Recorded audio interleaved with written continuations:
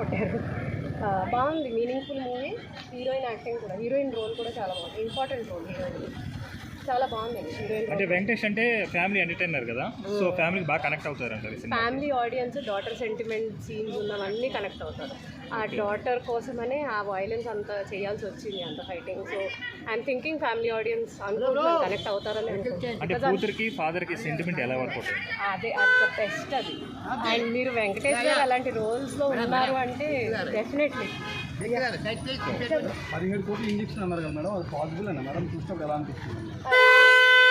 అదే యాక్చువల్లీ ఆ సినిమాలో వెంకటేష్ గారికి కూడా పాసిబుల్ అనిపించలేదు, ఎవరికి పాసిబుల్ ఆ సినిమాలో వాళ్ళకి కూడా పాసిబుల్ అనిపించలేదు. బట్ అదే మాఫియా, మెడికల్ మాఫియా, దాని గురించే సినిమా. ఫైట్స్ ఎలా అనిపించింది మేడం? బాగున్నాయండి, మాసీ లుక్లో ఉన్నారు. అండ్ ఆయన ఏజ్కి తగ్గట్టే ఉన్నాయి ఫైట్స్. ఇక్కడ అలా గాల్లో అలా ఎగిరిపోయి ఏం చేయలేదు, కరెక్ట్గా నిల్చొని ఫైట్స్ చేశారు. ఆ ఫైట్స్ అవసరం, ఆ సినిమాకి ఆ ఫైట్స్, ఆ యాక్షన్ అవసరం.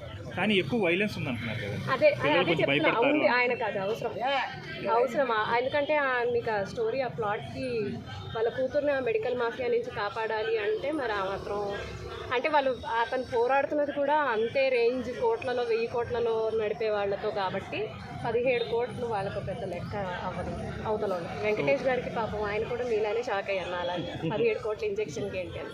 సో ఓవరాల్ ఈ సినిమా వెంకటేష్ ఖాతాలో హిట్ పడింది. ఘర్షణ లాగా అనిపించింది. ఘర్షణ సినిమా చూసే ఉంటారు కదా, ఘర్షణలో కూడా ఒక మీనింగ్ ఉంది, ఎందుకు అంత యాక్షన్ అయింది అనేది దానికి అని జస్టిఫికేషన్ ఉంది. ఘర్షణలో ఎందుకు అంత యాక్షన్ ఉంది అని సేమ్ స్ట్రాంగ్ పాయింట్ ఉంది కాబట్టి, అదే ఇక్కడ అంత స్ట్రాంగ్ పాయింట్ ఉంది డాటర్ది కాబట్టి కనెక్ట్ అయ్యాం. అక్కడ డాటర్